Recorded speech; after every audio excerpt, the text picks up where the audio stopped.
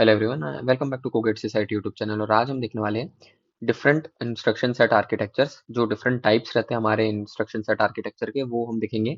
ठीक है। जिसमें से फर्स्ट है stack based architecture. Stack based architecture क्या बोलता है? It is an internal stack of CPU in which all the operands are stored whenever an operation is done. The CPU pops the operand from the stack and then performs the operation.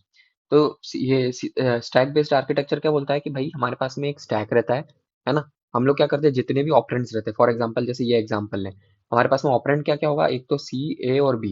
मतलब operand क्या क्या है? A और B. C is our result, operator is plus, है ना, and equal to is operator. A और B जो है वो ऑपरेंड है। तो ये क्या बोलता है, स्टैक बेस में क्या होता है कि भाई ए और बी दोनों को आप पुश कर देते हो और फिर एक एक करके पॉप करते हो, है ना। पहले पॉप करा ए बी को, फिर ए को पॉप करा, फिर वो ऑपरेंड को, पहले बी को पॉप करा, फिर आपने ऑपरेंड को पॉप, ऑपरेटर को पॉप करा, फिर ऑपरेटर को लिखा और फिर ए को पॉप करा। ठीक है। तो और उसके बाद में उसको कैलकुलेट करके फिर आपने वापस इसको स्टैक में डाला, जो रिजल्ट है, और फिर बाद में उसको निकाल लिया। जैसे ये एंड होगा उसके बाद में वो निकल जाएगा, पॉप हो जाएगा फाइनल रिजल्ट। ठीक है। तो इस तरह से ये वर्क करता है स्टैक बेस्ड आर्किटेक्चर। ठीक है। नेक्स्ट आता है accumulator based architecture. Accumulator is a register inside CPU. One of the operand of instruction is always present in this register. ठीक है। तो जैसे फॉर एग्जांपल हमारे पास में है C A equal to A plus B. तो इसमें क्या होता है ना, इसमें हमारे पास में इस तरह के ऑपरेशंस रहते हैं, लोड, स्टोर, है ना, मूव, ये वाले ऑपरेशंस रहते हैं। लोड क्या करता है? तो लोड मतलब आपको जो भी वैल्यू गिवन है, लेट से ए की, तो ए को लोड करना है।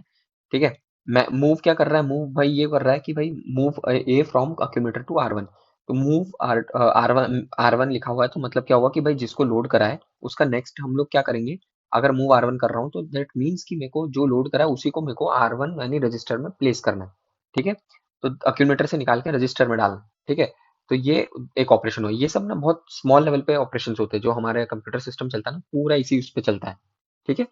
तो ये वाली चीज है। उसके बाद आता है लोड बी। ठीक है। अब हमारे पास में एक और वेरिएबल है बी, तो हमने लोड बी कर दिया, तो load be in the accumulator. ठीक है। और एक हमारे पास में ऑलरेडी रजिस्टर में है, तो हम लोग क्या करेंगे? Add A and B and store the result in C. तो ऐड आर वन करा, मतलब add it to the accumulator and store the result in C. तो यहाँ पे हमारे रिजल्ट स्टोर हो गए। ठीक है। और इस पूरे को अगर हम कन्वर्ट करेंगे तो ये हमारा कन्वर्जन रहता है, C equal to A plus B. समझ गए? इसमें दो इंपॉर्टेंट पॉइंट है।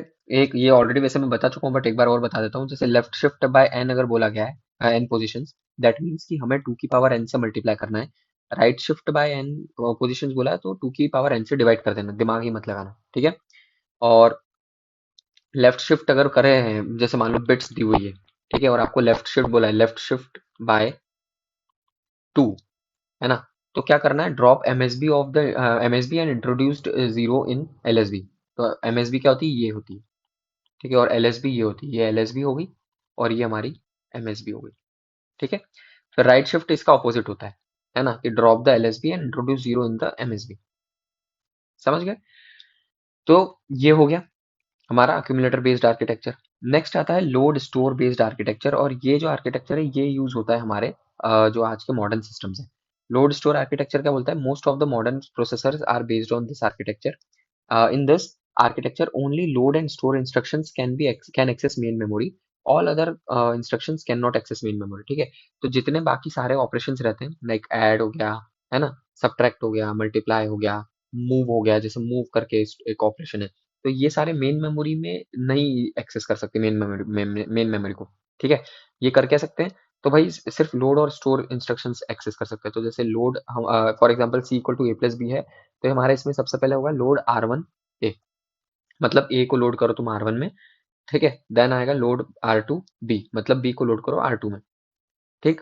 फिर आप करोगे रजिस्टर में ऐड करने के बाद में आप करोगे R one comma R two, add R one comma R two, this R one plus R two, है ना। और जैसे ही वो हो जाएगा तो और ये किसमें, और देखो ये जो इंस्ट्रक्शन रहता है ना, इसको अगर आप ब्रेक करोगे तो this will look like this one. ठीक है।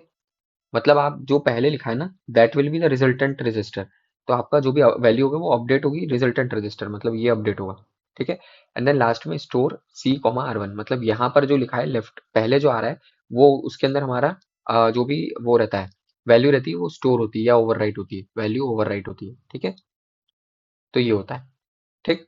तो हमने स्टोर कर दिया। तो ये हाँ, इस पॉइंट पे एक तो मेमोरी एक्सेस करेगा और इस पॉइंट पे मेमोरी एक्सेस करेगा, दैट्स इट। ये वाले जो पोजीशन रहेगी ना, इस पोजीशन पे ये कोई memory access, main memory access नहीं होगी। ठीक है। तो ये होता है हमारा लोड स्टोर बेस्ड आर्किटेक्चर। ठीक, अब लास्ट है हमारा एक register memory architecture. In this one operand is always register but another operand can be register और मेमोरी। रजिस्टर बेस्ड क्या बोलता है कि भाई हमारे इसमें फर्स्ट ऑपरेंड जो रहेगा that will always be a resistor, मतलब कोई ए और बी में सबसे पहले हम लोड करेंगे किसी भी एक को, लेट से ए को ही लोड करेंगे क्योंकि वो पहले आ रहा है लेफ्ट टू राइट में। तो ए को लोड करा हमने, है ना, रजिस्टर में। और उसके बाद में हमने बी को भले से लोड ना भी करो, वो अगर मेन मेमोरी में भी है ना तो we can directly add that. तो हमने जैसे यहाँ पे ये ऐड कर दिया, समझ गए। तो इसमें ये रजिस्टर मेमोरी आर्किटेक्चर में ये डिफरेंस है एज कम्पेयर टू जो हमारा load load store based architecture है। ठीक है। इसमें जो एडिशन परफॉर्म हो रहा है उसमें हम लोग मेमोरी एक्सेस कर रहे हैं इस पॉइंट पे। ठीक है। तो ये मैंने आपको कुछ टाइप्स है हमारे आईएसए के वो मैंने बता दिए। नेक्स्ट वीडियो में हम कुछ क्वेश्चंस देख लेंगे इसी के रिलेटेड। ठीक है। मेन तो क्वेश्चंस ही है, उसकी प्रैक्टिस करना रहेगी, है ना। तो अगर आपको वीडियो अच्छा लगे तो प्लीज इस वीडियो को लाइक एंड शेयर करना, चैनल को सब्सक्राइब जरूर करना और मुझे बताएं मैं कैसे इंप्रूव कर सकता हूँ। Thank you.